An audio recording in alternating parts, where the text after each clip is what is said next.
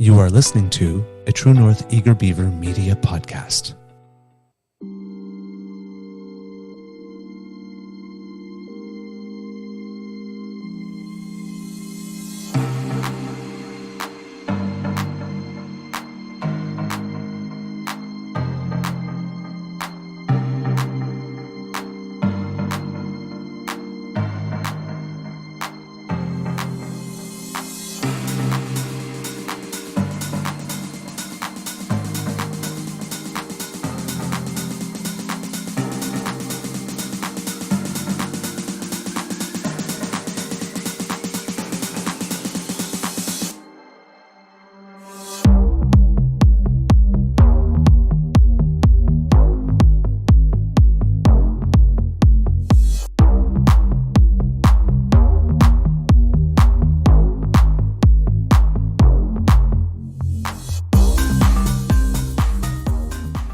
The True North Eager Beaver podcasts are proudly brought to you by our founding sponsors, the Miss V Mysteries from Corvid Moon Publishing, your source for science fiction, fantasy, and cozy mysteries featuring a broad diversity of characters. CanadianTarot.com, your uniquely Canadian online eclectic tarot community and forum, and the Peppermaster, hot pepper sauces made from fresh farm ingredients to thrill your taste buds and expand your mind.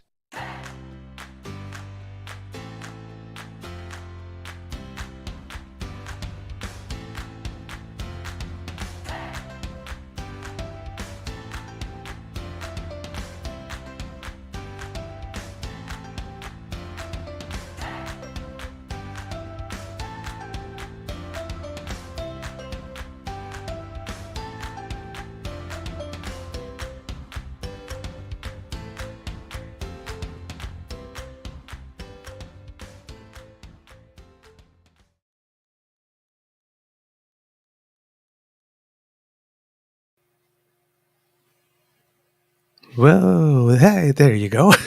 Everybody disappeared for a second.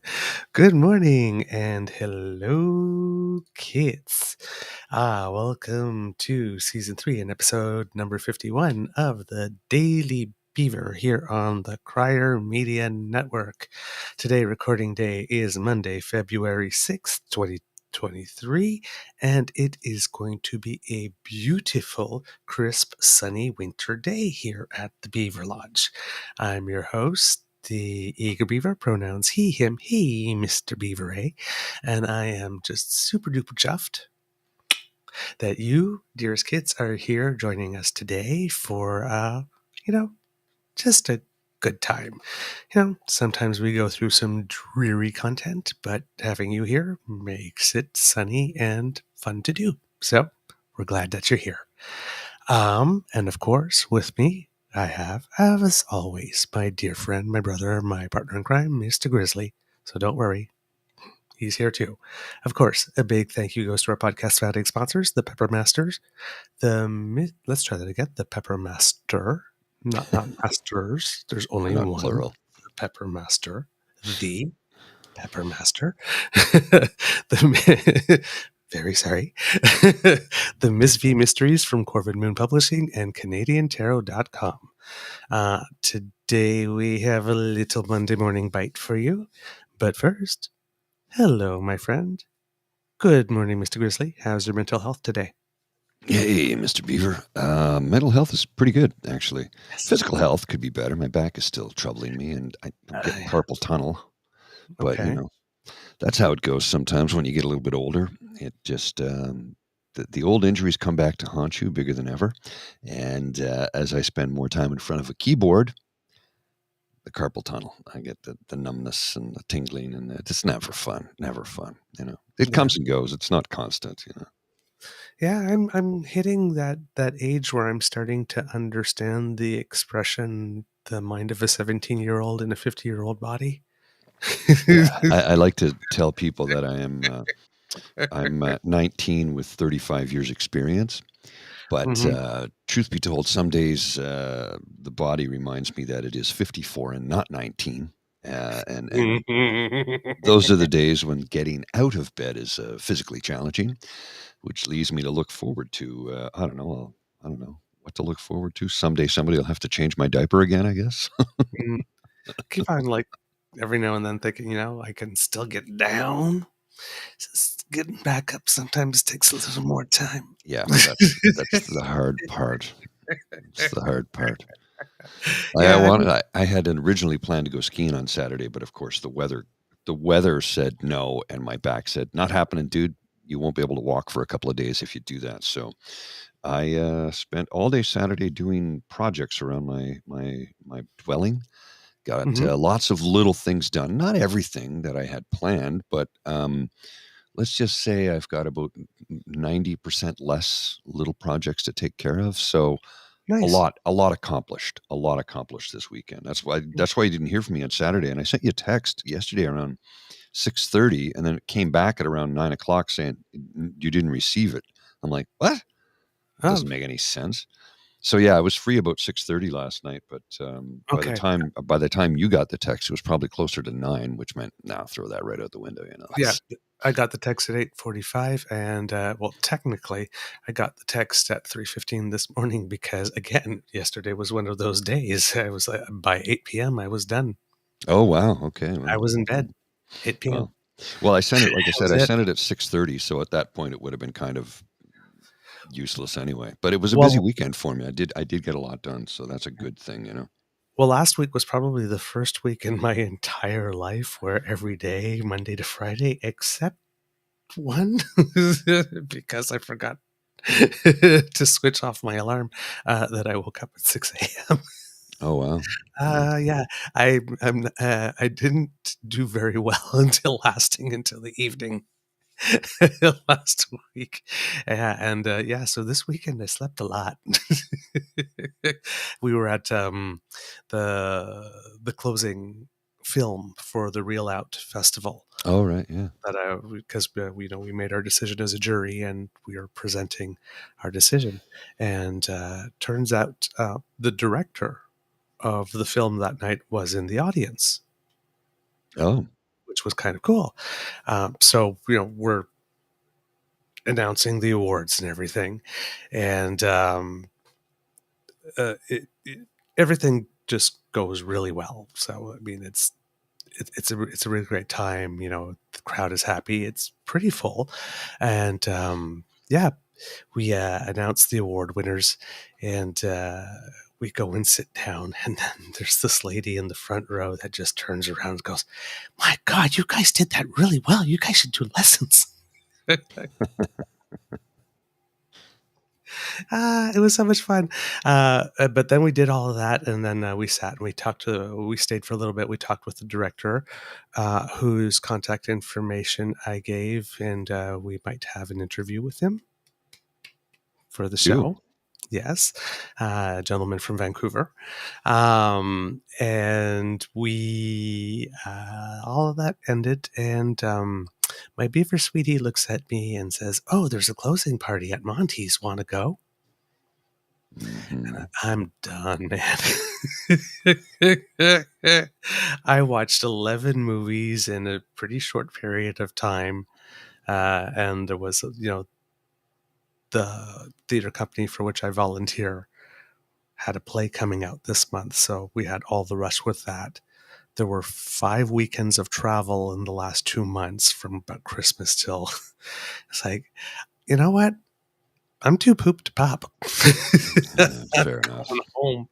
So yeah, this weekend it was the things that I absolutely needed to do and be present for. I was, and I saved all my energy for those moments, and the rest. Just not there, eh? Ooh, eh, let's just say I moved the pace was very slow. And, of course, with the deep freeze, that kind of like, gave incentive to not to, go out or anything. And, but movement wise, like you said, I was feeling it in my body all weekend long. It was just a little C3PO ish. Things were not tracking smoothly. And I was not kind and gentle to myself on the Friday because I just needed to get there. But it turns out that the walk there and the walk back wasn't so bad after all. Of course, all you could see of me was this. Mm. Yeah, yeah. No Or doubt. It actually was this, I should say. I think it hit minus 47 at one point here on Friday. Jeez. It's cold.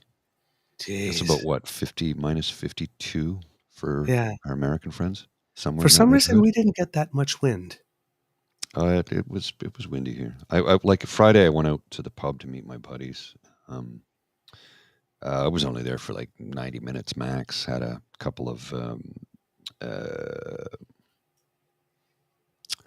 darn it. It's a non-alcoholic German beer. It tastes exactly like it should. Okay.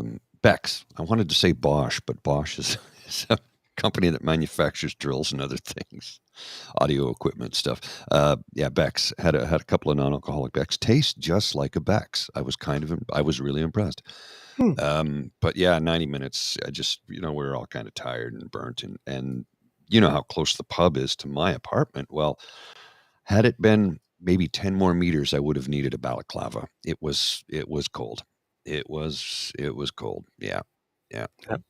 Let's just say I walked with purpose. Oh yeah. Indeed. But it wasn't so bad, and I thought it would be terrible because here with the lake, if you get wind, it was Yeah. pretty decent actually. So Well, it yeah, was usually, and crisp, but we're like, Kingston is known as having prevailing winds on Lake Ontario in the bay there. That's why during the 76 Olympics, that's why they right, held the sailing there, because it is right. one of the best places in the world to learn how to sail and to practice and to race, because it's always windy there. I mean, look Mhm. at Wolf Island, how many windmills they have. Yep. It's insane. Right. Right. So yeah, I was yep, the old man in me. This weekend, yeah, went out. I was very comfy staying at home, and it was a little creaky, but I had a lot of fun. And it was we got to meet, for it was on the Thursday before, and have a drink while we made the decision. Some of the kids may have seen the photos, so it was it was a good thing, and I was very happy to do it. And it's an honor, to be asked by be tapped on the shoulder by your community and do something like that. And Oh yeah. I'm a I like to help kind of guy, right? I'm an eager beaver, right? So yeah, it was a fun experience. I liked it. It's kind of cool. Nice. Yeah. All right. Should we get to it? Yes. Let's get this day started off. All right. What have you got for us to kick us off? Well, at first I thought I'd start with a little bit of joyful, ribald humor. Oh, I like that. And this is a little sketch I saw the other day online about cooking. And I thought I'd post this here. Passion. Food can be a form of creative expression. I put my emotions into my cooking. This tastes horny. It is nice to be understood. That's from Butt Poems. Very basic line drawing cartoon, but I think it's very funny myself. I like to cook. Mm-hmm. And the secret ingredient is love, baby. Yeah, okay, sure. Yeah. I've cooked horny. I understand that. When you get to that third date and you get to the third date and you're cooking.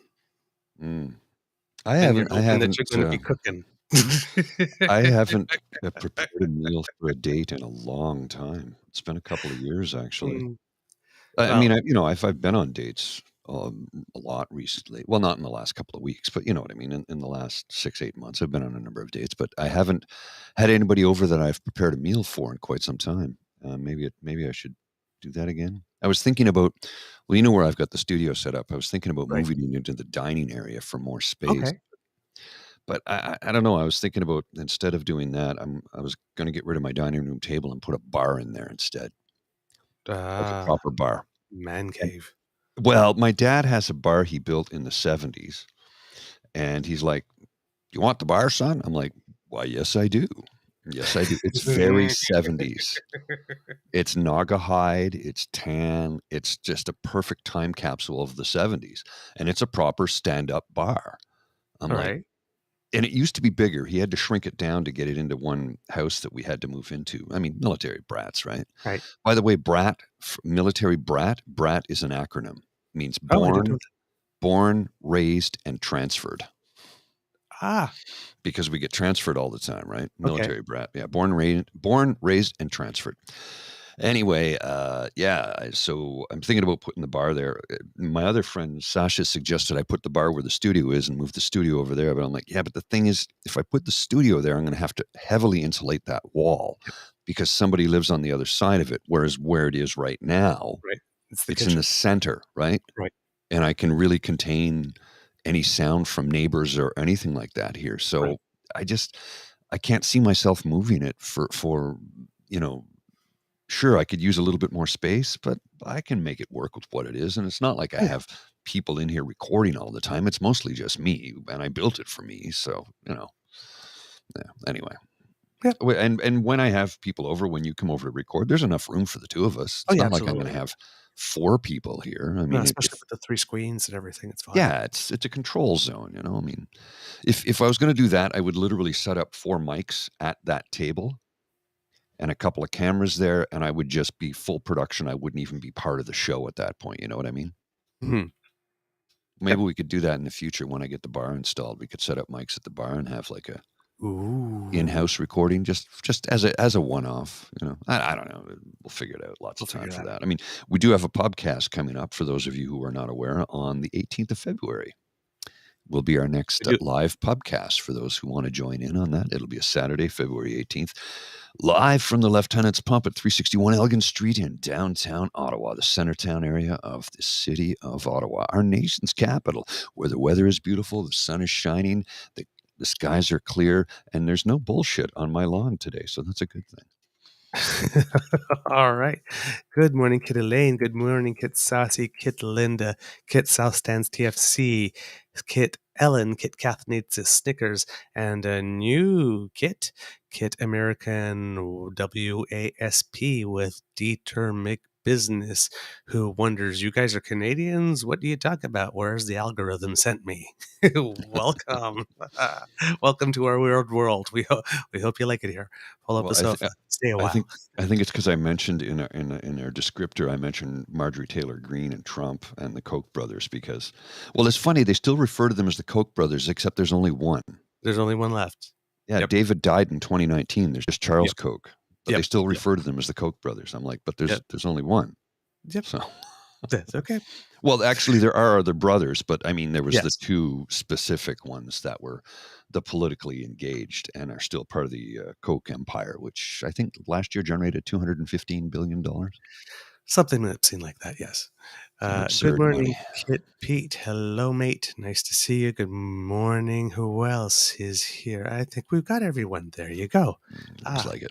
The Canadian attention span is significantly longer than the American attention span. I like this guy.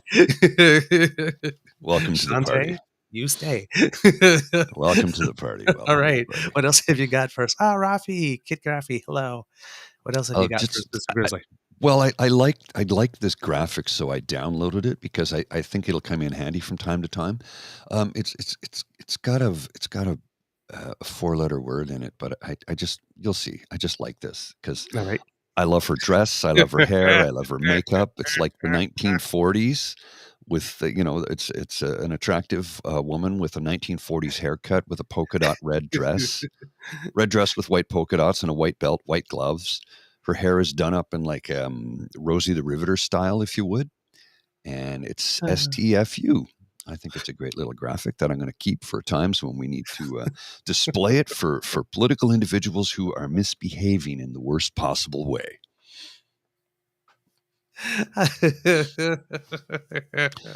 And to go from vulgarity to extreme faux pas, eleganza, when you need the worst fashion to choose from in the city of Detroit from the 1970s, the most hideous platform polyester shoes along with a uniform that looks like you were a cast member of Space 1999.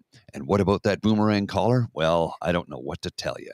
Eleganza, for the best fashion faux pas you can make.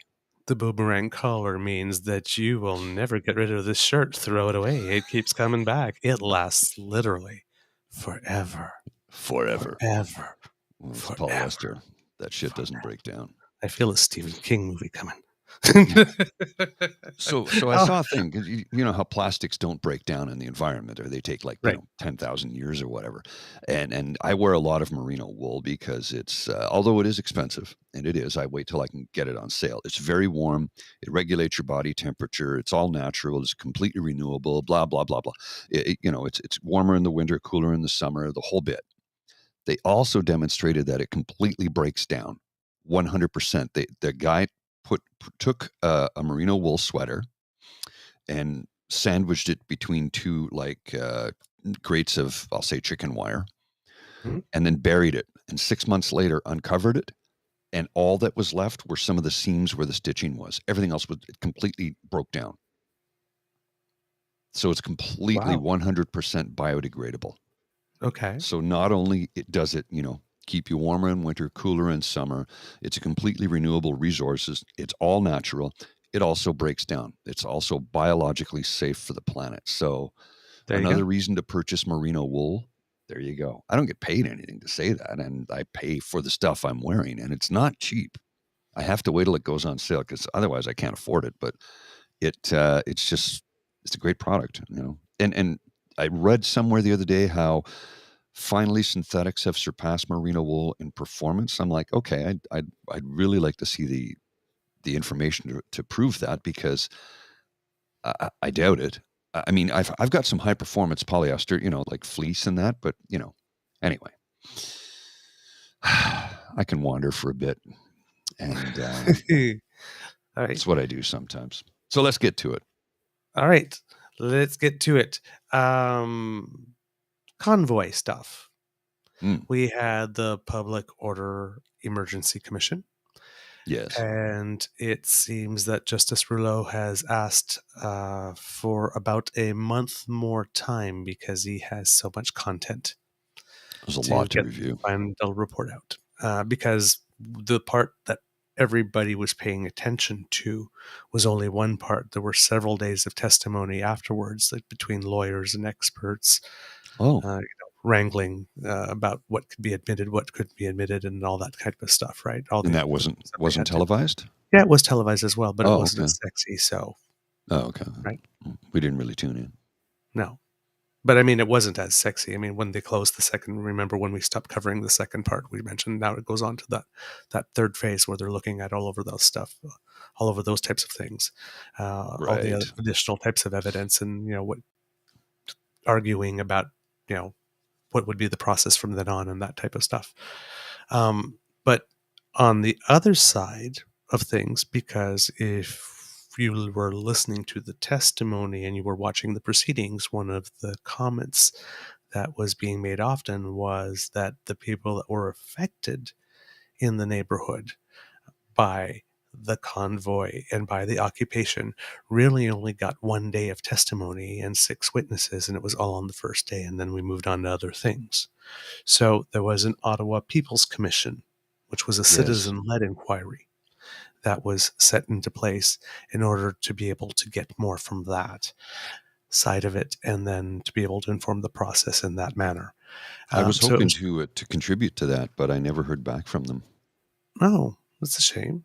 Well, I think so too, because they certainly used both my words and my image several times at the POEC. So, They you did. know, I think it would be fair to have me actually go in and speak in person, but it never happened. And I even contacted a few people and I said, yeah, let's have a Zoom call. Here's my number. Never heard back from them. It's like you'll use me to further your message. Use my words, use the image, use the video, but not actually talk to me. Hmm. Not too happy about that. Yeah, yeah, I could understand that. I can understand that because I mean, it goes to the principle of nothing about me without me, Hmm. Hmm. right? So yeah, the inquiry was created to have a venue where citizens could be heard and talk about how the convoy had affected them and have those views be respected. And it included voices for and against the convoy, so it wasn't one-sided. And the key findings were released recently, and this is not going to come as a surprise to anyone. Most residents felt abandoned by the city and by its institutions. Yep. Yeah.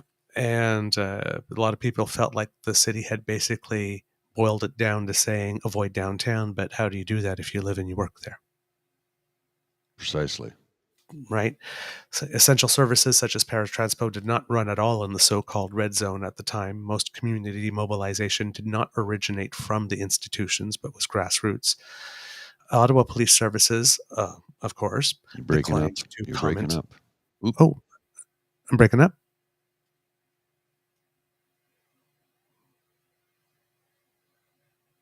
Hello?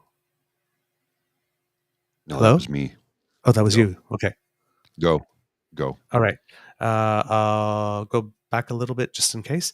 Most community No, mobilization. keep going. Oh, I could go hear just keep everything. going? Okay, perfect. All right. Ottawa Police Services, of course, declined to comment on the report. The City of Ottawa thanked the People's Commission for doing the report and said that it would take recommendations from the Commission. So that's positive. More official investigations, of course, are coming. The auditor of the City of Ottawa is going to be auditing the conduct of both the city and doing a separate audit on the conduct of the Ottawa Police Services. The second part of the Ottawa People's Commission's report will be released at the end of March, and that section will be focused more on solutions. Yeah. Cool. Yeah. Good work. Good work. We just And had it to was needed. suffer in the process, though. Pardon? We had to suffer through it, though. Yes. Yes, you did. But this is,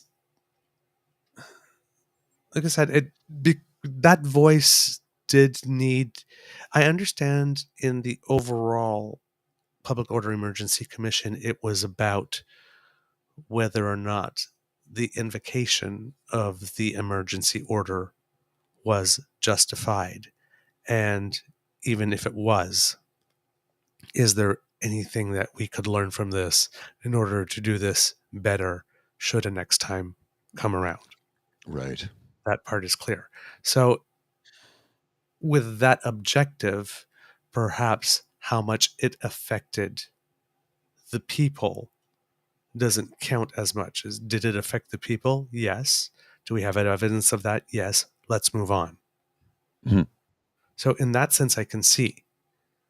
But we're talking about a group of people that took about 100,000 people Hostage.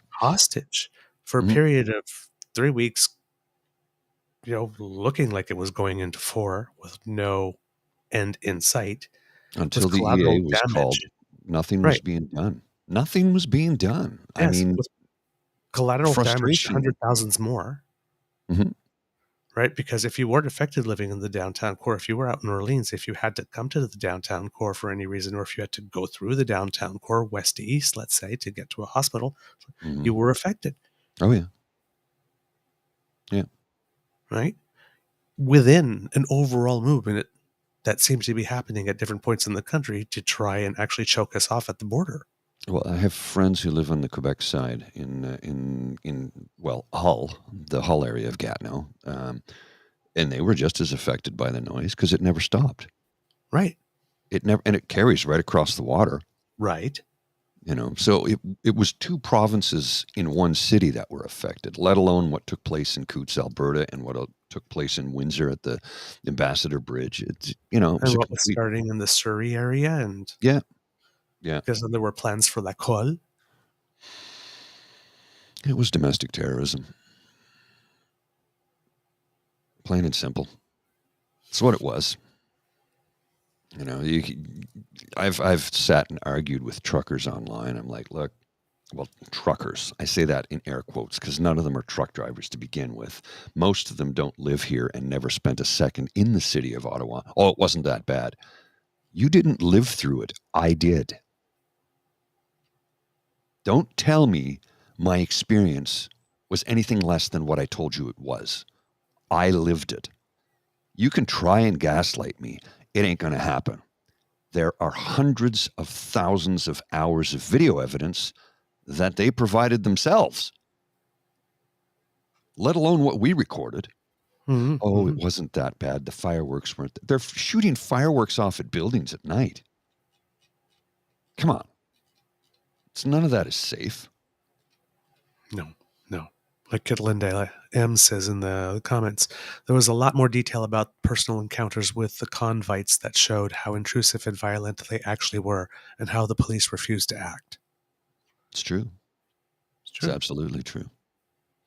Hence, the key finding of, residents being felt like they were left abandoned by the city's institutions.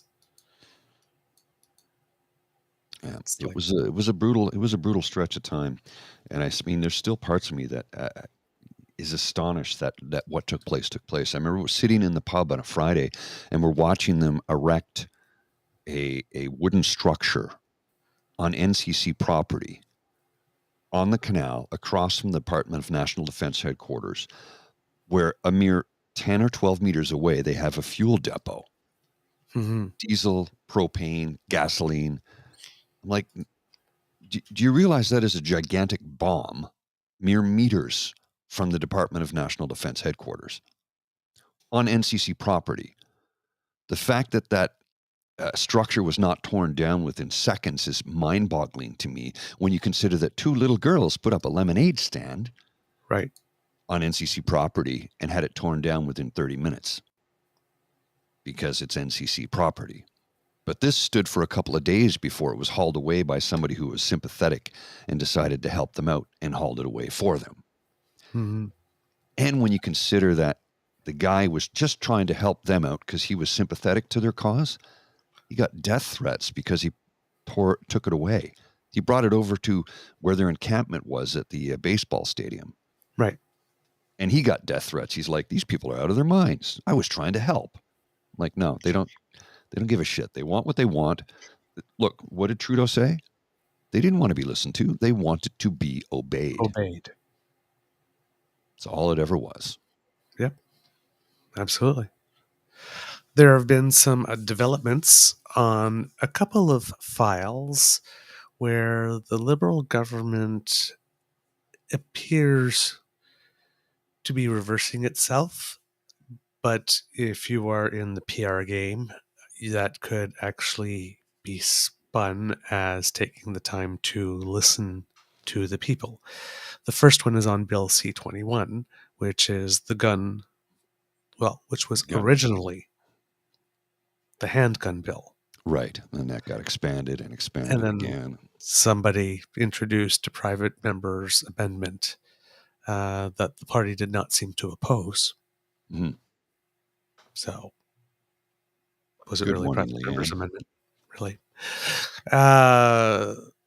Trying to legislate the order in council that had been passed, I believe, in 2019 with regard to what liberals are calling military style or assault style rifles. Mm-hmm. That's because they don't fit into one of the three categories that actually do exist at the moment. They're trying to essentially create a new category for them.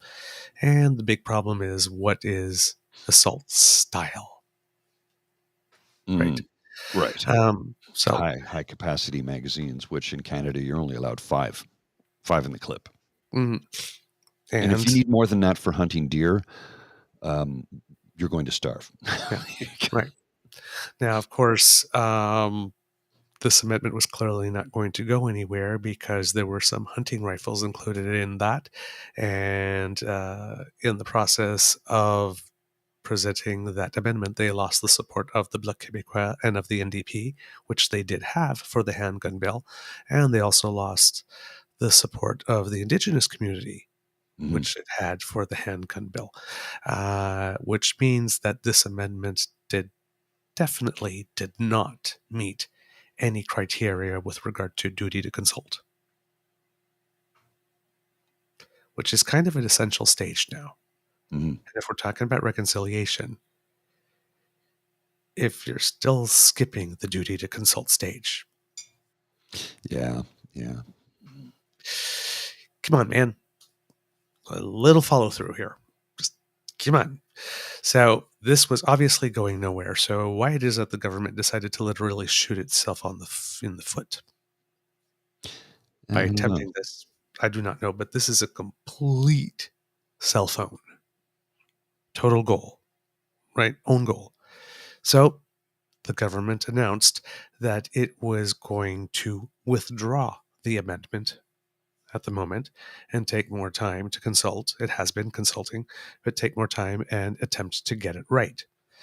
This led to a coterie of conservative MPs with Raquel Dancho specifically and Peter Poppenjay there to go to a mic and claim victory. And Melissa, also stock Landsman. photo lady, Yeah. was there as well. And they were declaring this big victory, and there's a lot of this wouldn't have happened without us. And there was sometimes a couple of mention of the hunters and indigenous people, but really, like, it had a very much of a, this wouldn't have happened without me and Of my course. team Yeah. and the hunters and indigenous people. Right? It was all me. Me. I did it. I was the one who saved Canada. And it's like, you human dipstick. This had nothing to do with you. We've already talked many times about how the composition of the House makes it so that you are impotent. Mm-hmm. The Liberals can get anything through with either the NDP, and if the NDP won't dance, then with the Bloc. You need both of them. And because you've rendered yourself totally and completely and wholly unlikable, nobody wants to work with you. It's like the cafeteria table at high school. Every time you say, "Can I sit here?" Even though there's nobody there's like 7 seats empty at the table. It's like, "Oh no, someone's sitting here." Come on. Come on, man. You have to make a minimal effort to make yourself likable. One would think. Right? It's like, why would anybody want to work with you? So this is not because of you. This is because this was admittedly, very sloppily conceived and introduced amendment, and people got enough upset. Well, and Hugh helped break it down too, because we had that discussion with Hugh about that, and he said that it's very, very flawed. Absolutely. He wrote a piece about it for Cry Media, and I read that Very and I good went, piece. okay. He had a better understanding of it than I do. I'm like, I don't own a gun. I don't want to own a gun. I'm trained. I'm well trained. I know how to use a gun. I took all the hunter safety courses when I was much younger. Took them in New Brunswick and Quebec, but I don't want a gun. I don't need a gun. I'm not a hunter. I'll go up to the hunt cabin, and I'll drink beer and sing songs and cook meals and do some cleaning. But the idea of squatting in the bush in the cold, damp October weather, sitting there for hours on end, waiting to hopefully see something that you get to shoot, that just doesn't work for me. I'd rather be in the cabin where it's nice and warm, where I can drink a beer and listen to some tunes and sing a song and play some guitar. That's just me. Some guys want to sit out in the bush like that in the cold, damp October weather, because that's when deer hunting season is. Right. No. But they'll look at me and go, "But you'll ski in -20. I go, the difference is I'm moving constantly. I'm not sitting still in the damp weather. I'm moving constantly. But to each their own. I just have no desire to own a gun. I don't need one. Yeah. Somebody says, "What about for protection?" That's what condoms are for. What do you mean? I don't get it. What are you talking about? Yeah. Somebody said, "What would you do if somebody broke into your house? Do you have anything to protect yourself?" I've never thought about anybody breaking into my house, number one, because I live in an apartment, not a house. But number two, I live in one of the safest cities in the world. Number three, I got 2 fists. I'm not worried about somebody coming in here with a gun. I live in Canada. Right. Right. I'm not a criminal. I don't do criming stuff. So why would I ever have to be concerned about that? Mm. Well, The yeah. random break-ins with guns in this country, it's not a thing. Mm. I mean, the percentage of it happening is so ridiculously low. Forget it. Right. So you have Skippy and friends at the podium, and Skippy going, The only reason Trudeau has put his tail between his legs and paused this plan is because my team and I forced him to do it today. Today's humiliating climb down that we have forced Trudeau to make is a temporary pause in his plan to ban hunting rifles. okay. First of all, notice the wording, right? Mhm. Humiliating climb down. We have forced Trudeau to make, right? Put his tail between his legs. Projection. Not projection in that sense. Those are deliberate word choices. Those are very, very deliberate word choices. You could be looking at this as, we screwed up. We're acknowledging we're screwing up. We screwed up. We're going to try to fix it.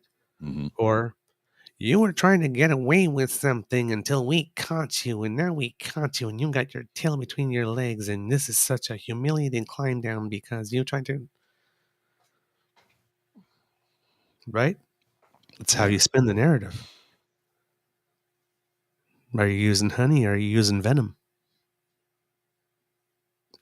to make it stick together? Well, he'll try and use any ammunition he can find, even when he doesn't have any. He's very slippery and sneaky. Look into my eyes. He's a snake in the grass. Jungle Book. Look into my eyes. Is it whacking day already? Swear that man. Swear that man. Alistair McGregor, NDP public safety critic, said when those amendments were introduced in November by the Liberals, they completely derailed any progress that we were making on C21, so the Liberals really have to wear that. And yes, that was the appropriate comment. Mm-hmm. That's the comment the Conservatives should have been making. But they went for the overreach and the framing. Always. And the positioning of Skippy as the hero. Let's stop calling them conservatives. They're reformers. I don't want to call them conservatives because they're not. They're reformers. That's what they are. And Trudeau's and progressives and the left as some type of nefarious force that needs to be vanquished. As opposed to when the amendments were introduced, they derailed the process. You have to wear this. One party of the two opposition parties is being the adult in the room.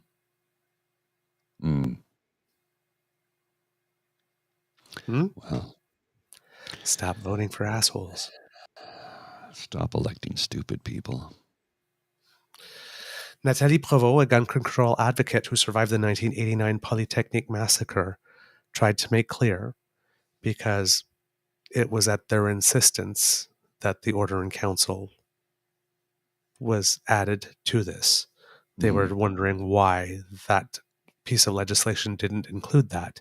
And it probably didn't include that because there needed to be a consultation with hunters and Indigenous people, and they hadn't done it yet, and they didn't want to delay the momentum that they had on the handgun bill. So rather than doing it as two separate bills, which they should have done, or rather delaying the first bill to get the second part right, which they also should have done if they were not going to do the first one, they tried to slip the Order in Council in to try and make everyone happy, thus making none or pissing everyone off. It's just, oh man, the lack of judgment. And the reason why this is bad in particular is not so much that this one can't be fixed, but the Poliver narrative is that this government is incompetent, right? They can't run a passport office. They can't get you to where you need to go. They can't get children's medication to you when they have a fever. They can't, but that's the whole thing. Well, this one was an actual act of incompetence. This is a real one. Yeah. Right? And again, all that narrative needs is that kernel of truth. Well, now they got the kernel of truth, because while with the passports, you can say, well, people were away, or you could say the airline sold more tickets, or you could say this. You just tripped over the flowers in the carpet here. Mm-hmm. You done fucked up. Yeah, basically. I mean, there's no other word for it. That's what they did. It's as simple as that. Right? And then you add it to the marrying thing, and then the Ahmad Hussein thing, and then the contract to the CMA, even though that happened before, and then you add, all of a sudden,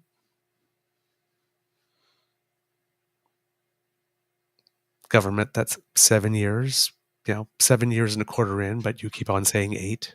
Yeah, it's not. Which is a new tactic. You mean a man would lie about the size of something? Or the length of something? A man would lie about the length of something. I can't believe that. I can't believe that would happen. Oh, sister, I'm a gay man. I know men lie about the length of stuff.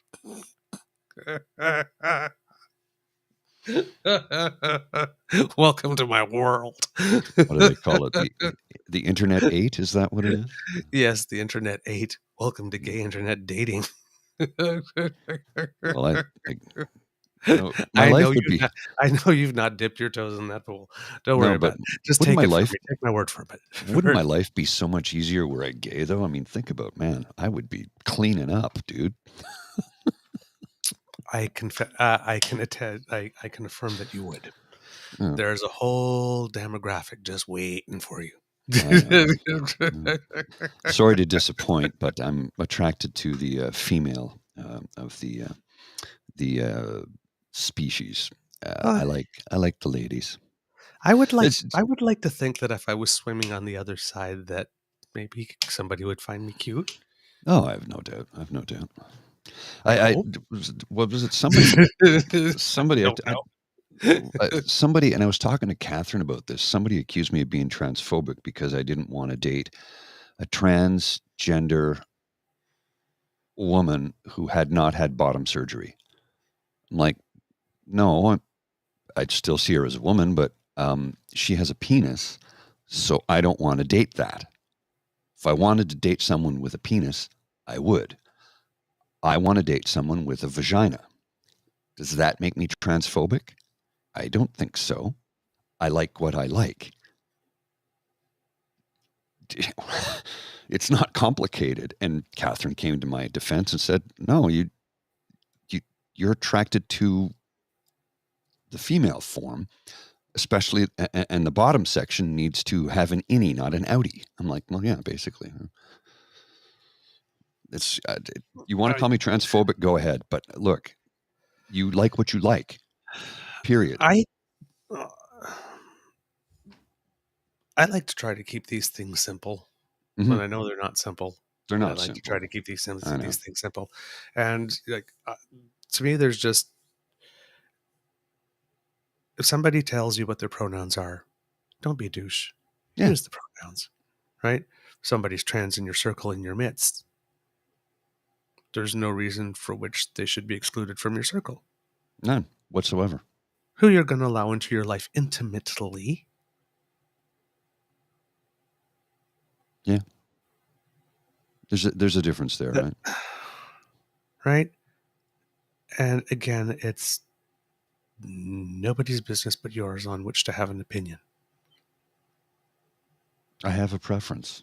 I don't think that makes me phobic or fearful or anything. All do. Everybody does. We all have a preference.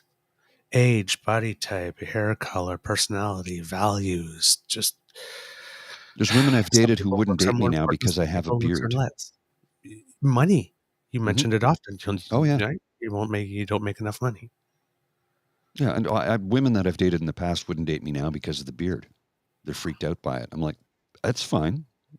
I'm not I've had offended. the experience with weight. Oh like yeah, Before I found out I had my wheat that I was allergic to wheat. At one point, I weighed a certain amount, and then when I stopped eating wheat, I lost a lot of weight very quickly. And then all of a sudden, it's like there were people that never gave me the time of day.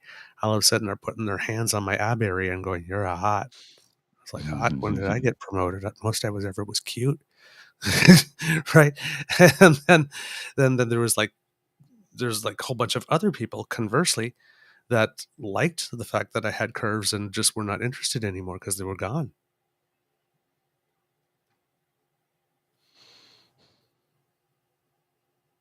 I've actually had someone say, "I'm sorry, but you're too small for me," Wow. after I had lost the weight. They like him. They like him with a couple more pounds. They like him thick. They like the thick. Uh-huh. Well, and there's a difference between thick and large. Right. There is a difference. Yes, there is. But right? Yeah. No, yeah. That one came out of left field. I don't know. Right? My mind. So, it's just, we have preferences. It's as simple as that. It's as simple as that. And to and say so long as your preferences are not based on any of the isms. Well, I'm a gay man. I've never thought of dating someone who's trans. I mean, right now I have my Beaver Sweetie, so I'm off the market. Yeah, but I mean, the thought never occurred in my mind. Like it never occurred in my mind dating a woman. I'm attracted to men. Yeah, it's simple as that. It's not rocket surgery. But I mean, I sit there and I wonder, it's like, could I develop feelings for someone? I'm sure you Probably. could, but would the sexual attraction be there? Probably not, right? Well, that's what I mean. I don't know. Because for some people, once you develop the feelings, the attraction comes. Well, I'll give you, for instance, that I don't know how this works out, but I know a number of trans women, okay, who, when we met, they were male. Cis at the time. Correct. Since, that's right, yes. Since gone on to fully transition, top and bottom surgery, complete transformation. I see them as women, friends, colleagues. I still know them as the before time because I knew them as the before time longer than the after time. So it takes a little getting used to on my part, but I will go out of my way to observe and use proper pronouns and pay attention to what I'm saying, because it's not that difficult to do. I just have to think a little bit, right? Just think a little bit. But all of these individuals were married and still are married to their wives. And that's the thing that I'm just like, it's none of my damn business how it works. I don't understand how it works, but it's none of my business how it works. That's between those couples. It's got nothing to do with me, has no bearing on me whatsoever in any way, shape, or form. My curiosity is, I guess, these people fell in love and married and still love one another, even though the physical characteristics of that other person has changed. Well, yeah, this is the thing, right? So I have to ask myself a question, and the question would be if I was married to a cis-presenting woman who came out as trans and decided to have top and bottom surgery, I don't know that the relationship could survive it. And that's me being honest. But that's also you speaking from a perspective that's not been in the relationship for the amount of time that would have been up until then. Exactly. That's the other aspect of it. I'm not in that like I said, it's their relationship, not mine. We don't know. And that's the whole point, right? It's like, you don't know. So I don't know what I would feel, how I would act. Right. So go ahead. Sorry. Well, I don't know how I would feel. I don't know, because I've never been in that situation. So I can't comment on it because I've never lived it. I've never lived that experience, so I can't comment on it and say, well, I definitely divorced the person. Well, no, I can't say that. If I married the person because I loved the person for who they were, or if I just married them because of their body, that would make me a really shallow individual. There'd be no love there if it was just a sexual, physical attraction. So there would be no marriage because I wouldn't do that, right? So I don't know. I don't know what I would probably need counseling. We would both need counseling, I would think. Well, it's a huge transition. It's one of those things similar, like, when we're gay and we come out. we've done our journey to the point where we decide we're going to come out. When we tell someone, they just find out then if they didn't know already or Oh, didn't already yes. suspect. Like this, and then it's like, okay. And even like, I mean, it's a little less so now because now we have all this media representation, but back in the day, but it's still real for the person that's going in for it, right? Because the person that's coming out 12, 13, 14, 15, 16, right? Even though there's this whole media world right now, they're still living in the world of a 12, 13, 14, 16-year-old at the time. Their world is their family, their friends, their Yes. whatnot. And if they get rejected, where do they go? That's the reality, Mm-hmm. Oh, no, right? you're absolutely It's right. frightening AF. Mm-hmm. Because even if you're like 99% sure that your parents are going to be cool with it based on everything you know to be true of your parents, there's that 1% chance, and that's scary AF. Mm-hmm. Often you Well, see yeah, parents that will be cool with it go. It's like, it's like, why were you afraid to tell me? Because there's that 1% chance. That's everything you that's know. that's the anxiety, right? And That when you are 16, oh man, forget about it. You what don't know happens if you anything. lose that? Yeah, you're 12, done. 13, 14? You're Like this, finished. it's scary, right? But Mhm. on the other side of the spectrum, it's like if you didn't see it coming as a parent, and I just told you, You weren't it's paying attention. like this, but sometimes you don't, right? Well, I Sometimes you guess don't know. you And it's like, willfully ignorant. well, or sometimes you just don't know. Oh, okay. Look, some people don't know, like after like talking with me like for a very long time, don't know. And I tell them it's like, I assume I have it tattooed right here. I assume it's so obvious. You talk to me like for 5 minutes, I'm a big old poof, No, right? there's I don't think so. It's But I assume that because I'm so open. right. Like, I mean, you don't Like hide it. You unless I don't actually try and talk about mask it or it. anything like that. Right. We openly discuss it, but I don't think it's you're not super effete, right? Right. But I S- still assume, mm, like, you can tell. mm. I mean, come What was on. it? A friend of mine, she said when her son was 14 or 15 when he came out to her, and she said, he said, Mom, I have to tell you something. She goes, what? He goes, well, I'm gay. She goes, that's nice. What would you like for lunch? He's like, what? She goes, yeah, I always knew. I'm just Yeah. happy you finally came to the realization to talk about it. What do you want for lunch? Like it was no big deal to her because she knew. Mhm. That's the thing. So, but if your parents are really surprised and then you don't get that welcoming thing that you see in the movies now and then, right? Mm-hmm, It's like mm-hmm. you had whatever time you had to come to terms with it, and then you come out and like, okay, maybe you need to give them at least half that time. It's like, maybe no grandchildren yet, or maybe or just the case of for my mom, I remember her main concern is that she knew it was a harder path, especially back in the day. I was like, and the last thing a parent wants for their child is the harder path, Oh, goodness, yes. right? Nobody wants to give they want to give their child all the breaks in life that they can, right? They don't want any child to have a difficult path. Yeah. I mean, tell me I'm wrong. No. So we got a little off topic there, but we'll come back to where we are. So we were talking about C-21, which was the gun control bill, which was the first thing that the Liberals seem to have reversed themselves on. And we were talking about Nathalie Provost, who was she's a gun control advocate, and she survived the 1989 Polytechnic massacre. And she was disappointed when the amendment looked like it was going to fail. And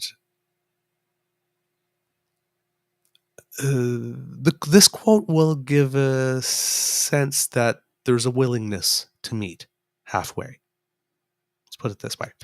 We are not against hunters. We are not against hunting. We are working for our safety. I hope it's just a step back to have a better proposition for all Canadians. Marco Mendocino, the Minister of Public Safety, says that he's heard loud and clear the concerns of the hunters in the Indigenous community and Canadians living in rural parts of the country, and he regrets the confusion that he created. Damn right you regret the confusion you created. This is what Marco Mendocino, I'm calling it now, when eventually there will be a shuffle, will be shuffled out.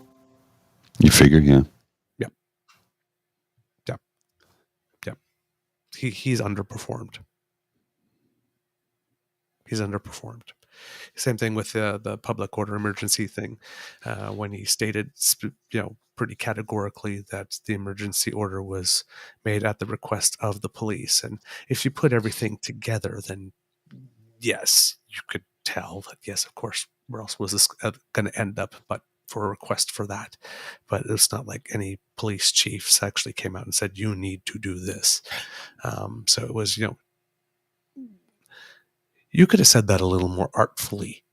Well, that's one way to put it, sure. Let's just say. So, but that's a pretty big one on an issue like that. So, on that type of thing, you want to take extra care to be very precise with your words rather than say, well, this is what I meant. Okay, I understand what you meant, but you do understand that the word that you said could have been taken many more ways, create a whole other impression. Right? You do understand that, right? Yeah. Yeah. Right. So, yeah.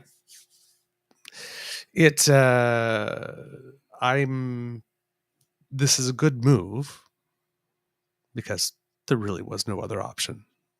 And I would still give some consideration to just passing C-21 as it is without that amendment and actually making this an individual law rather than holding back on C-21 to try to get this part right, because regardless of anything, this part has taint on it.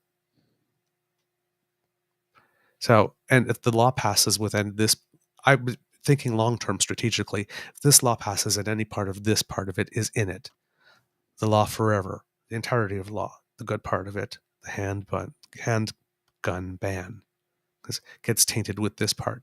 So I would just pass at this point the handgun C-21 without the order and council stuff in it, clean. And it will be, remember what they tried to get away with, but the bill itself will be clean, and then work on this one specifically, strategically for the long term. If I was advising, that's what I would advise on this one. But they still need to do something with regard to the assault style rifles, and that thing in the quote, the second part of the Poliver quote, today's humiliating climb down that we have forced Trudeau to make is a temporary pause in his plan to ban hunting rifles. So they're out there declaring victory. We won. It's a climb down like this. It's a temporary pause, and he's going to come back at it. And of course they're going to come back at it. Right? Oh, yeah. So, I don't know that it is that you're celebrating a delay of the inevitable. The other thing that there has been an adjustment on is, and we've mentioned it before, the medical aid assistance in dying legislation that was supposed to be expanded to cover certain mental health conditions in certain contexts. I don't know enough about it to know how and why and specifically how it would do that. But it seems that they had to introduce legislation because it was in the law that it had to be done by this time. So they've introduced legislation to delay by 1 year the expansion of the law to cover those suffering solely from a mental illness. It is clear more time is needed to get this right. The proposed 1 year expansion is necessary to ensure that we move forward on this sensitive and complex issue in a prudent and measured way. It will provide time to help provincial and territorial partners and the medical and nursing communities to prepare to deliver MAID in these circumstances, said the Justice Minister David Lametti. The safety of Canadians just comes first. That's why we're taking the additional time necessary to get this right. I personally have a feeling that come a year from now, they're going to be passing another extension. Think so, yeah. What it's just sort of evidenced by what's been discussed thus far, or is it that what makes you draw that conclusion is what I'm so ineloquently trying to say. It is, well, let's just put it like just when I'm bringing the topic, I saw your eyes like, right? That's like, I don't know about this. And that's the whole point. Is that you're talking about mental health conditions. Mental health is so broad that this is the Very. type of issue that makes it very easy for someone to come in and say, oh, you're a little depressed. Yeah, go cure yourself. How about, it's like, yeah, you don't need Prozac. You don't need Zoloft. Hi, have you tried MAID? Ask, Yeah, that and literally, like, I mean, this is being spun like the conservatives, like liberals are going to be coming and saying, ask your liberal MP if MAID is right for you. well, that's what Right? Skippy did in the House of Commons the other day. He took something completely out of context because that's kind of what he does, and said, who was it? The Liberal minister said, "Well, we will eliminate those folks from MAID," and he goes, "See, they're trying to put them to death." No, that's not at all what she said. You chuckle fuck. What Yeah. she said was, Minister we Stewart. will eliminate them from being a candidate for MAID because they have a mental health issue. Right. We'll eliminate them from candidacy for that program. Right. Right. So I do not have the medical expertise to know, but I'm sure that there are some mental health conditions that are debilitating enough at some point that there's no improvement to the quality of life, and some person may decide to want that. I do not know what they are, and that there must be certain contexts and conditions in which MAID could be an option because there was a demand for it from some circles, right? But we're getting into We're the wading into power the of God, weeds right? there. Who lives, who dies. Like, it's very obvious when you're talking about ALS and Oh, you're in the yes. final moments for your sitting, like, that's pretty clear cut. Uh-huh. Now we're getting a little more subjective here. Well, how much do they It's like, expand it, right? right. It's like at the Olympics, we're moving from 100-yard dash now to figure skating.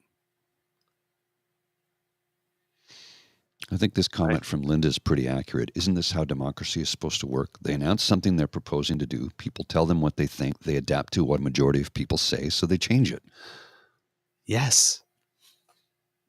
Right? Yes. When you have adults in the room, yes, that's exactly how it's supposed to work. They are bitching and mad and angry because things are working the way they're supposed to, because they are agents of chaos. Mm-hmm. Yeah. And that's why I said there's the opportunity for the government to be spinning this as, no, we're just listening to Canadians like a good government should. As a good government should do. Right?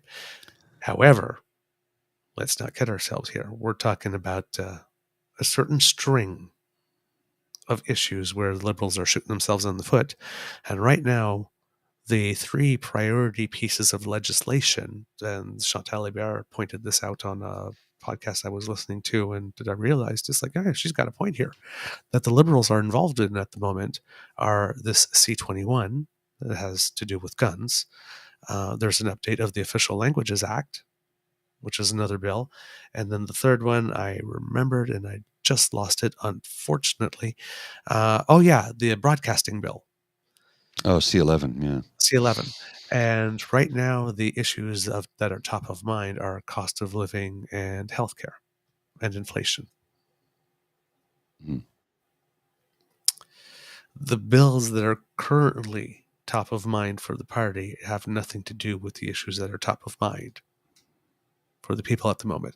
And while this is work that does need to be done, because running a nation has more to do than just, knowing how to run a budget or an economy, right? And budgeting requires more than doing stuff just to create jobs, right? So, there's more to running a country than just being able to operate a budget. Little bit. Pardon? A little bit more. A little bit, right? More. A little bit. So yeah, there's that's work that does need to be done, but there is no high profile issue that the government is working on. Now, you will say healthcare, yes, because they are having a meeting tomorrow on the 7th with the ministers, and the Minister of Finance just finished having a first ministers meeting with all the provincial and territorial finance minister counterparts as well. So there is stuff going on, but these are meetings. Mm-hmm. Right? There's not an announcement. There's not a plan. And for the healthcare issue on the national scene, at least for the longest while, the narrative has been that the premiers want something and that the prime minister is holding fast and not giving it to them because he wants to institute some type of national minimal standards. And now there seems to be some agreement on how it is that they're going to go about that in a way that the premiers can save face and say, this technically isn't a national imposition because we both share the same priorities. Blah, blah, blah. It's all political theater. It's all Of course it political is. Of course Right. it is.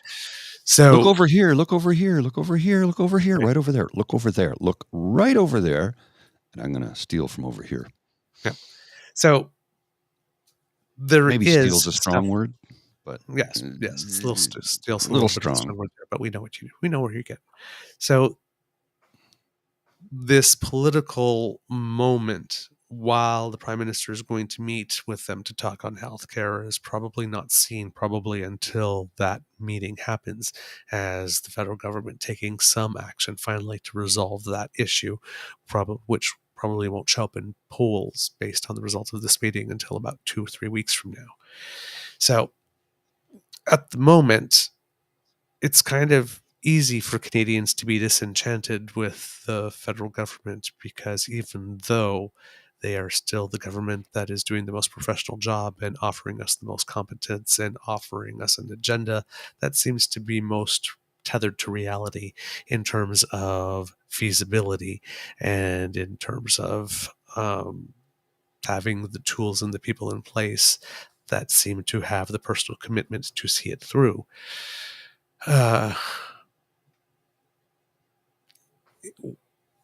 7 years going on 8, closing in on 9 by the time we get to an election, and not very many governments getting elected to a 4th term in Canadian history. What do they say? Leader fatigue at that point, right? Right. So it's it's a tough mandate, but there needs to be, fortunately, I would say on the prime minister's side is the fact that Polliver and friends seem to have caught what's typically the NDP disease, which is the constant overreach and the over dramatization of issues. And that's only going to go so far because Polliver's sticky point in terms of public appeal is his seeming lack of empathy. Well, he has a complete lack of empathy. Yes. He just doesn't give a shit about anybody but himself. And let's be realistic here. The guy, Flip Flop should be his middle name because he'll go on about, let's get rid of the gatekeepers. Rents are too high. Let's get rid of the gatekeepers.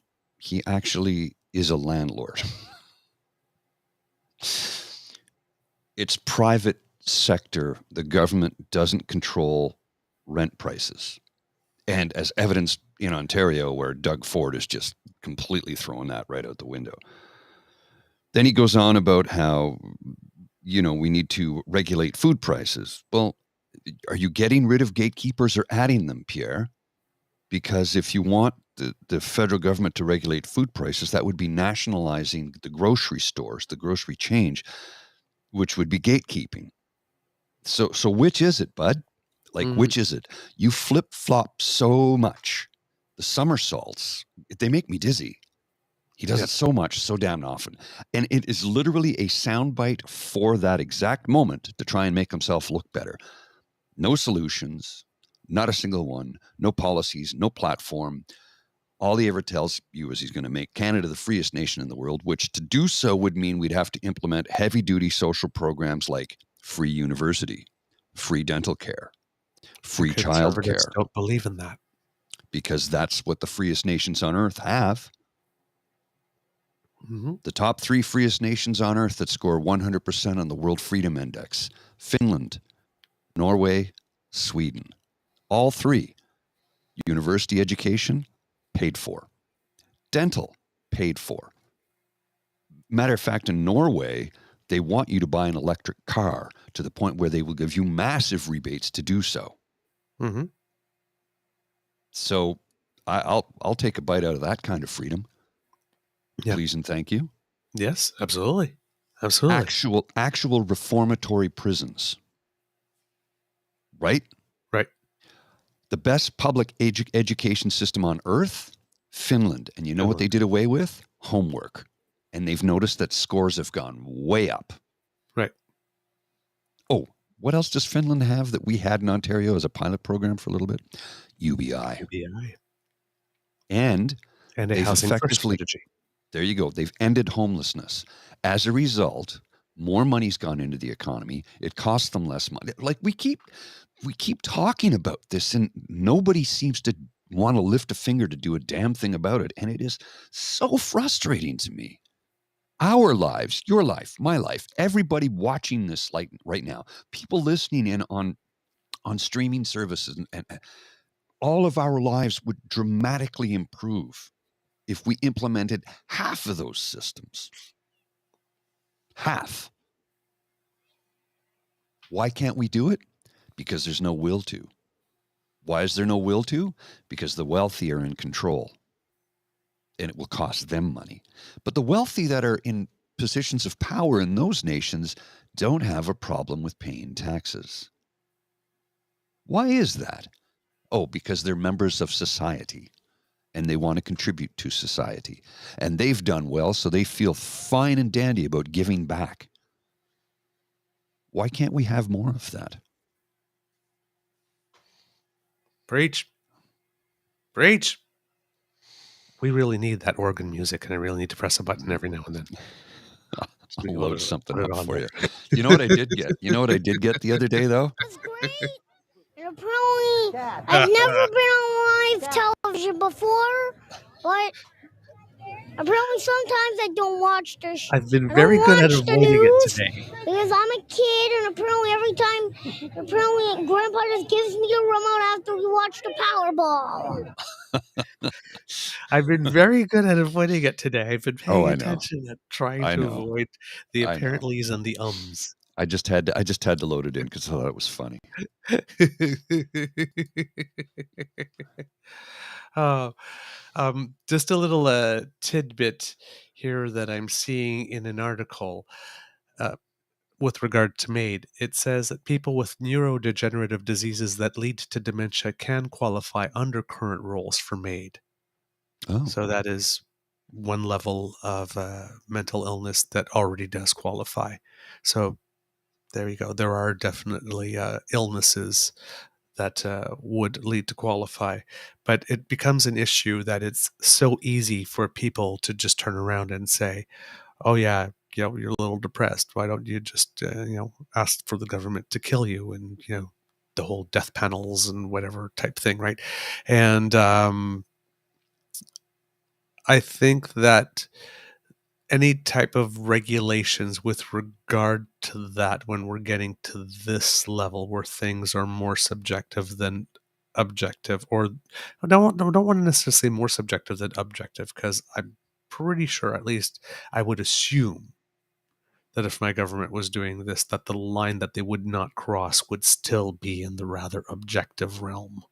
mm-hmm. Before we start moving to more wholly subjective. But again, that's an assumption, not knowing anything, and being the type of person that first assumes that people are decent and honest, and so, which might make me a little naive in the eyes of some, but I believe in the inherent reasonableness of people as a whole. One would hope.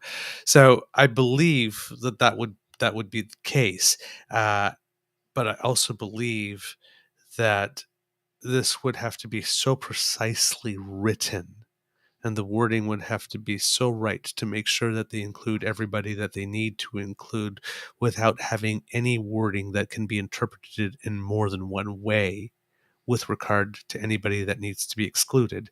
And then you would have to have, before you release that, as a PR guy, a whole communications plan developed before the release to go, that would coincide with the release, that would already have messages countering, being prepared for people that are going to say that this law was going to allow, people that just take a little bit of Valium for an anxiety, on a regular basis when they need it, like this, being able to just go and get themselves, murdered by the state when, one day it gets too much. Mm-hmm.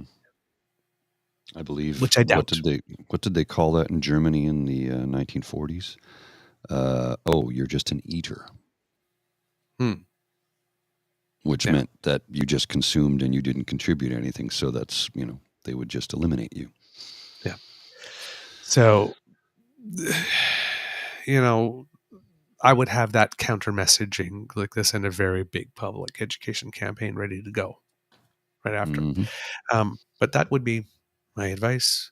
But as we keep on telling the kids, unfortunately, the PR guy giving strategic advice in government is often the loneliest person in the world because no one ever listens to them. Yeah. you gotta talk to my sister. She works PR. It's like, yeah, we understand that, but we're going to go our own way. Okay, call me when you need me to clean up the mess. Yeah, which is what it boils down to. We strongly recommend you. We're going to do it this way anyway. All right, I'll see you in a few weeks. What? Oh, I'm going to have to clean up your mess, and it's going to cost you a lot more money. But hey, don't say I didn't warn you. You can't actually say that, and I get that. But, hey, dude, I've actually said that to clients in the past. We can get it cheaper from somewhere else. Okay, I'll see you in 6 months. Why? You'll find out. And it's going to cost you a lot more than what? Oh, I'll see you in 6 months. Sure enough, 6 months later. Yeah, Paul. Yeah, I know. I tried to warn you, but you wouldn't listen to me. It costs that much because quality takes time. Right. It's that triangle, right? Mm-hmm. It's like you can get it good and fast, but you can't get it cheap. You can get it fast and cheap, but you can't get it good. You can get it good and cheap, but you can't get it fast. You got to pick two. You got to pick two. You can't get it good, fast, and cheap. No. I know you can get it cheaper somewhere else. I know you can. Can you get it? I know you good? can. Good luck with that. I'll see you soon. Right. Right. See you soon. What? I'll see you soon. Oh, and by the way, between now and then, the price will have gone up. So, you can pay a little now or you can pay a whole lot more later. Precisely. Make a decision. And that's what it always boils down to. Yep, precisely. Just before we go, because we have to wrap up, right, Mr. Grizzly? I believe we have a show. Yes, yeah. Yes, we have a little bit of Canadians that make us proud, because last night was the Grammy Awards. Which I missed, of course, because I was in bed by 8. And we have a couple of Canadian winners. Even though, well, for some reason, the Grammys seem to honor a lot of more legendary artists. Willie Nelson won a couple. Bonnie Raitt, I think, took 3 or 4. Ozzy Osbourne got 2. Aaron Neville got at least 1. So Ozzy, there was a lot he there to accept? He wasn't there to accept. I guess. No, he's very ill. He actually had to cancel part of his tour. Yeah. Well, injury, right? Yeah. So Drake, for some reason, boycotted the nomination process for his album, but he did duets with other people along the way, and some of them got nominated. So he was still nominated 4 times, and ended up winning in Best Melodic Rap Performance for "Wait for You" by Future, featuring Drake and Thames. So there was an award for Drake, and then conductor Yannick Nézet-Séguin out of Montreal, I believe. I'm not sure with who he's conducting now, but picked up 2. One for the best opera recording for Blanchard, Fire Shut Up in My Bones, and best classical solo vocal album called Voice of Nature, The Anthropocene by Renee Fleming as the soloist, and he was the pianist on it. So he's not only a conductor, he's a pianist. And then best traditional pop vocal album went to Michael Bublé for his album Higher. So there you go. We had some Canadian winners, and Beyonce set a record with her 32nd Grammy. Holy crap. 32nd Grammy.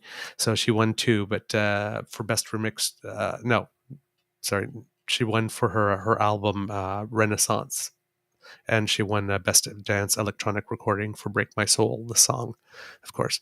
And she passes a man called Georg Walster. Schulte, I believe. Oh, okay. Who was a I thought it classical was music Walster. composer. Walster Ostenpick or Ostencheck? Oh, Walter Osternick. Wow. No. Yeah, No. yeah. He's No. won how many Grammys is it from polka? Not He was as the many polka as you guy. would think. No, he was nominated several times, but I think he's only won like 2 or 3. Oh, really? I thought it was more But than that. nominated something like 11 times. But no, Oh, okay. a classical music composer, but it was a record that had stood for 26 years. Oh, wow. Wow. Yeah. So 32 Grammys. There you go.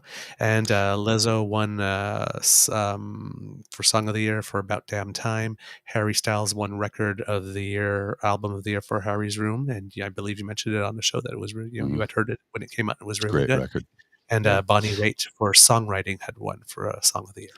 Well, that's one of the things about the Grammys, though. It's always been about singer-songwriters and performers and artists. It's not about sales, whereas things like the American Music Awards and, Right. and the Billboard Music Awards are only for sales and hits, Right. whereas Grammy is trying to reward the artistry, which is difficult. How do you reward artistry? I've never really, because it's so subjective, right? Right. Right. But there you go. They try. Yeah, Well, I didn't kids, watch it. I didn't watch I it. didn't watch it either. I'm going to try and see it. Oh, apparently there was a 15-minute tribute to rap and hip hop because it's 50th anniversary of rap and hip hop this year, and they had LL Cool J and Ice Cube and Queen Latifah on stage doing that, and then they had a little tribute to Motown that had Stevie Wonder and Smokey Robinson. So I'm hoping to all maybe started catch with those DJ clips. Kool Herc.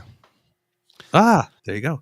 Yeah, he started it all. DJ Kool Herc started it all by cutting up and mixing and if you ever watched the television series Vinyl from a few years ago, there's an episode where he's featured in it. Actually, I really liked that show because it really did hit on all cylinders when it came to touchstone moments in rock and roll and music history in the 70s, and they featured DJ Kool Herc in an episode in the Bronx, actually DJing. It was pretty cool. Oh, neat.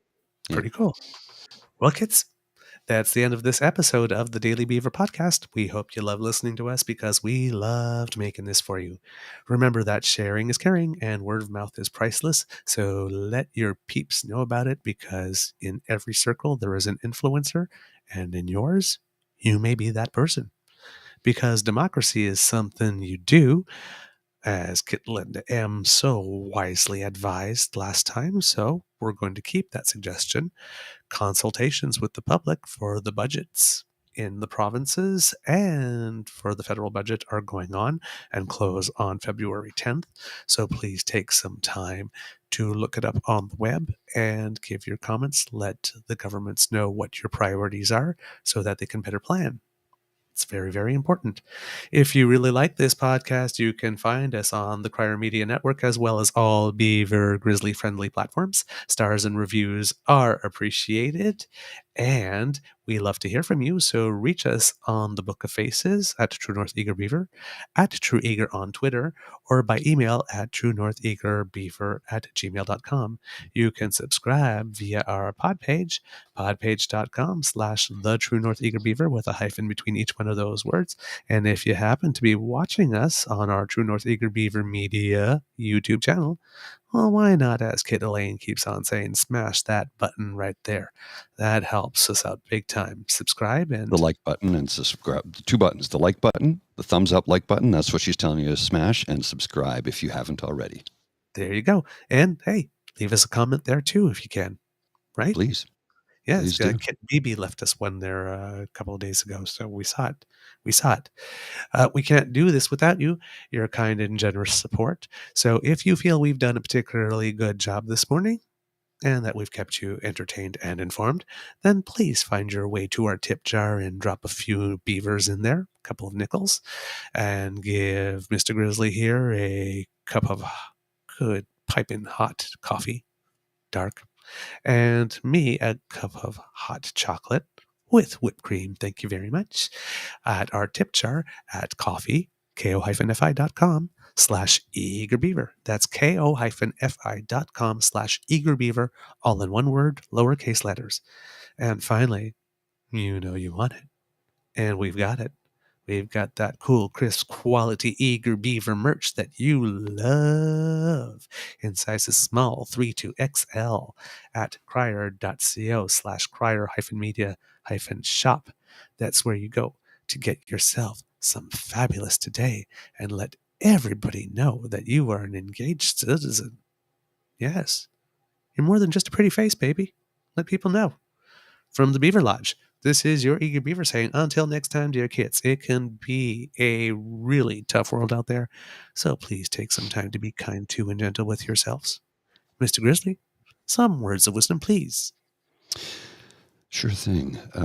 If you, like me, battle the dual demons of anxiety and depression and you need to talk about it, well, I've just put in the chat a link to my personal YouTube channel at 9 p.m. on Monday evenings, 9 p.m. Eastern Standard Time.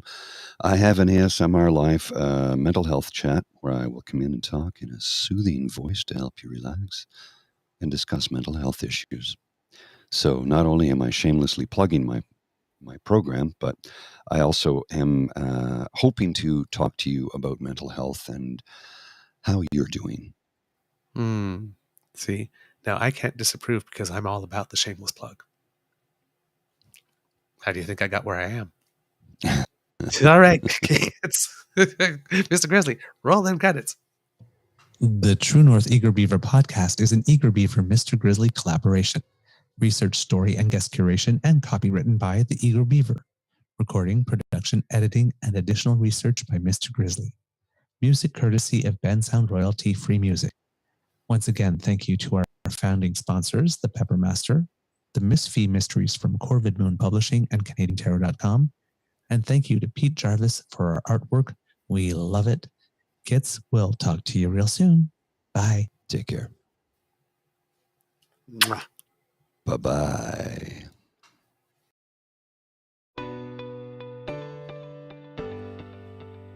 You are listening to a True North Eager Beaver Media Podcast. The True North Eager Beaver podcasts are proudly brought to you by our founding sponsors, the Miss Fee Mysteries from Corvid Moon Publishing, your source for science fiction, fantasy, and cozy mysteries featuring a broad diversity of characters. CanadianTarot.com, your uniquely Canadian online eclectic tarot community and forum, and the Peppermaster, hot pepper sauces made from fresh farm ingredients to thrill your taste buds and expand your mind.